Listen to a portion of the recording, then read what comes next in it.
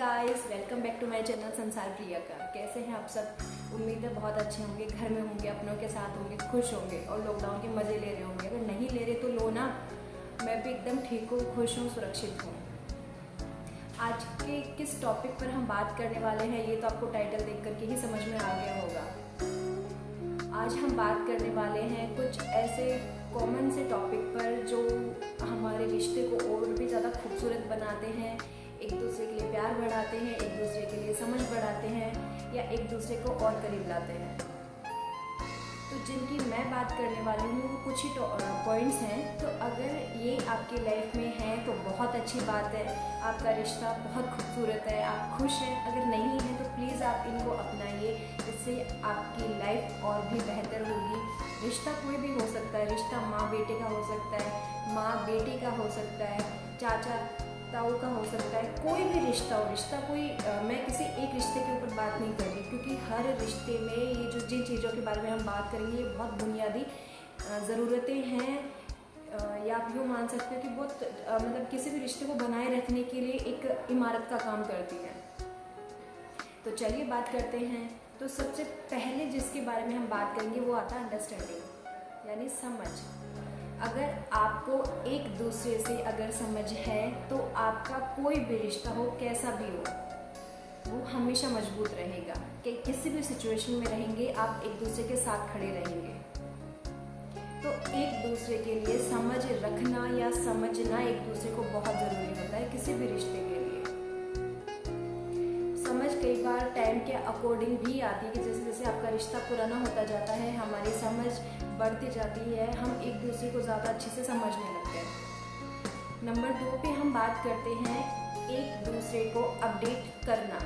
अब ये कैसे? जैसे कि मान लो 2 हस्बैंड वाइफ है। मैं ये नहीं कह रही कि आप 24 घंटे फ़ोन पर ही रहो या 24 घंटे ही टच में रहो। कुछ हस्बैंड वाइफ वर्किंग रहते हैं, उनके लिए थोड़ा सा मुश्किल होता है कि वो एक दूसरे को कम टाइम दे पाते हैं। या आपका कोई भी रिश्ता हो आपस में जिससे कि आप एक साथ नहीं रह रहे, दूर दूर रहते हो, तो आपकी लाइफ में क्या चल रहा है या आपके डेली रूटीन में क्या चल रहा है, इसके बारे में थोड़ी बहुत अपडेट सामने वाले को देते रहना चाहिए। चलिए आप कॉल नहीं कर पा रहे तो टेक्स्ट में कोई ज़्यादा टाइम नहीं लगता, आप टेक्स्ट के थ्रू बता दीजिए, मैसेज कर दीजिए, या जब आपका काम ख़त्म हो जाए तब आप उनको इन्फॉर्म कर दीजिए। बात सिर्फ इतनी सी है कि आपकी लाइफ में क्या चल रहा है, आपकी डेली अपडेट में या डेली लाइफ में आप क्या कर रहे हो, इसके बारे में आपके पार्टनर को या आपका जो रिश्ते में जो भी आपके लगते हैं उनको इस बारे में पता होना चाहिए, जिससे कि उनको ये पता रहे कि आप कहाँ हैं और क्या कर रहे हैं। नंबर 3 पर हम बात करते हैं एक दूसरे को प्रायोरिटी देना। किसी भी रिश्ते में कोई भी यही चाहेगा कि सामने वाला उसे या हमें प्रायोरिटी दे। प्रायोरिटी का मतलब ये नहीं कि बात बात पर सबसे पहले आप उन्हें ही कॉल करें या उनको मैसेज करें बात बात पर। प्रायोरिटी का मतलब है कि जब भी कुछ आप लाइफ में नया करने जा रहे हो, या जब भी आपको ज़रूरत हो, या जब भी आप खुद को थोड़ा कमज़ोर महसूस करें या सामने वाले को ज़रूरत हो, तो आप सबसे पहले उन्हें याद कीजिए, उनसे बात कीजिए, उनसे कांटेक्ट कीजिए, उनकी राय लीजिए, जिससे वो आपका करीबी है, आपको सही सलाह ही देगा, गलत तो देगा नहीं। अगर आपको गलत लगती भी है तो भी कोई बात नहीं, लेकिन आप उसको अपनी प्रायोरिटी बनाइए। सबसे पहले आप उनसे हेल्प लीजिए, उनसे बात कीजिए, उसके बाद और उसे लेना। इससे रिश्ता और भी खूबसूरत बनता है। उसमें महसूस होता है कि आप उनकी प्रायोरिटी है, आप उनके लिए मायने रखते हैं। चौथी बात करेंगे एक दूसरे को स्पेस देना। साथ हो जाने से या आपका रिश्ता बन जाने से मतलब ये नहीं है कि आप मतलब उसकी लाइफ सिर्फ आप तक ही सीमित हो गई है। उसकी लाइफ और लोगों में भी जुड़ी हुई है, और भी लोग हैं जो उसकी लाइफ में हैं, वो भी उतने ही इम्पोर्टेंट हैं। हाँ, आप जितने नहीं होंगे लेकिन इम्पोर्टेंट हैं वो भी। तो एक दूसरे को स्पेस दीजिए। जैसे कि हस्बैंड वाइफ की बात करते हैं या भाई और बहन की बात करते हैं। बहन भाई मतलब बहन को लेकर हमेशा प्रोटेक्टिव रहता है, या बहन भी भाई को लेकर रहती है। ऐसे हस्बैंड वाइफ का रिलेशनशिप भी होता है। तो वाइफ की हो सकता है फ्रेंड्स हो, उसके भी रिश्तेदार हो, उसको भी घूमना फिरना पसंद हो, उसकी अपनी अलग चॉइस हो सकती है। सेम यही बात हस्बैंड पे भी लागू होती है। हस्बैंड के भी अपने फ्रेंड्स होते हैं, उनके साथ टाइम स्पेंड करना भी ज़रूरी है, उनसे बातें करना भी ज़रूरी है। हाँ, नो डाउट आप उनके लिए खास हो, लेकिन वो लोग भी उतने ही खास हैं उसकी लाइफ में। तो एक दूसरे को स्पेस दीजिए, जो आप एक दूसरे से थोड़ा डिफरेंट होकर के जो करना चाहते हैं वो कीजिए। बस ज़रूरी है कि समझ रखें और फेथफुल रहें, लेकिन स्पेस देना बहुत ज़रूरी है। एक दूसरे को टोका टाकी करना कहीं तक भी सही नहीं है। स्पेस दो एक दूसरे को, अगर समझ है, स्पेस दे रहे हो एक दूसरे को, तो आपका रिश्ता बहुत खूबसूरत चलता है ज़िंदगी भर। फिर हम बात करते हैं 5वें पॉइंट पर कि सीधे ना कहना या बात बात पर ना कहना आपको बंद करना होगा।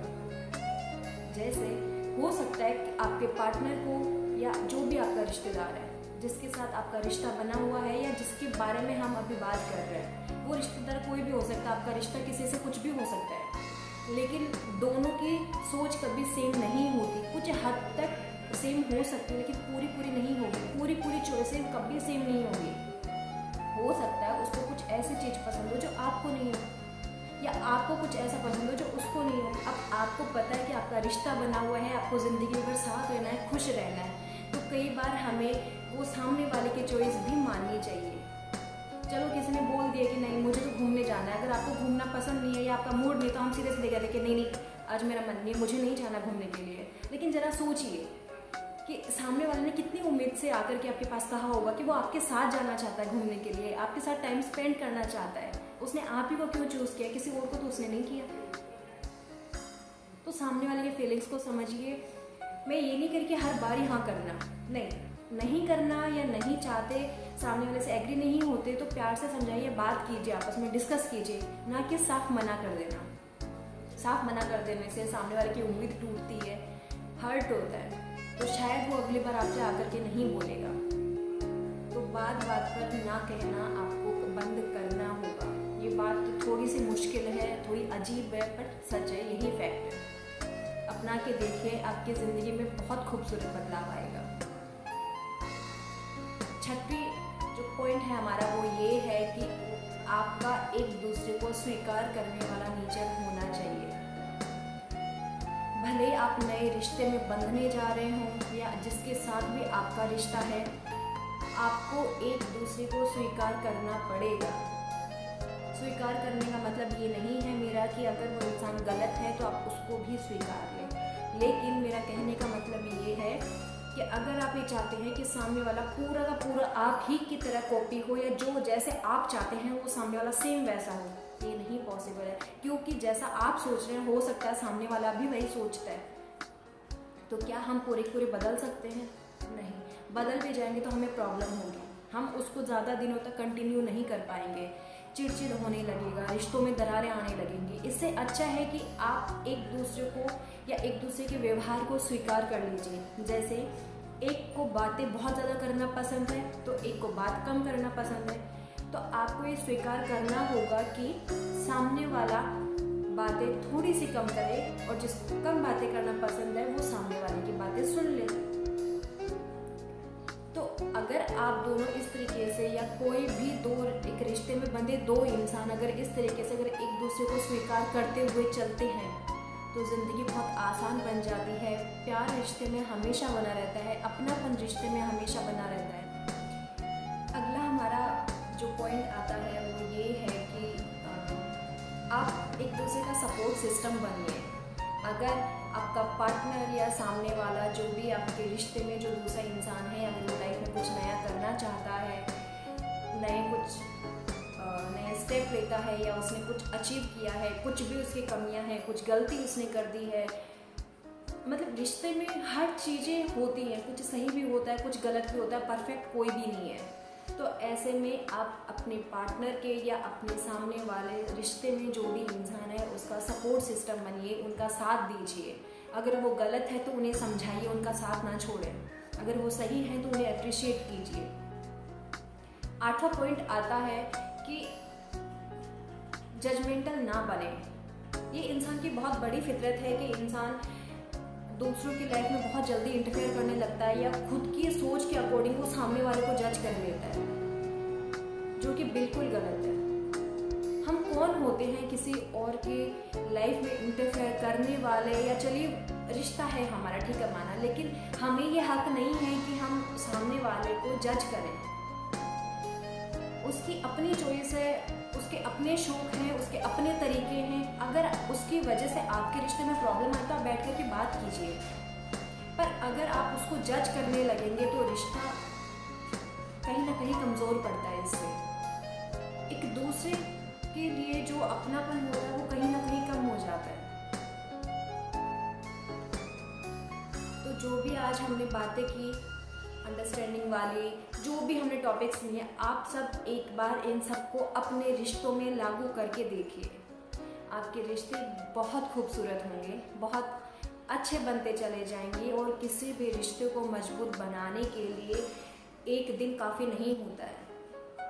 रिश्ता मजबूत बनता है टाइम के साथ में। उसके लिए आपको हमेशा 100% अपना देना होता है, तभी आपका रिश्ता एक बेहतर से बेहतर बनते हुए चला जाता है। रिश्ते को मजबूत बनाने के लिए, विश्वास को बढ़ाने के लिए टाइम की ज़रूरत होती है। और सबसे बड़ी बात, जो बहुत छोटी सी भी है लेकिन सबसे बड़ी बात भी है, वो ये कि जो हम पिछले वीडियो में डिस्कस कर चुके ऑलरेडी, वो है कंपैरिजन। आप अपने रिश्ते को किसी से भी कंपेयर ना करें। जो है वो रिश्ता आपको है, निभाना आपको है, रहना आप दोनों को ही है। तीसरे की इन्वॉल्वमेंट कहीं भी उसमें नहीं।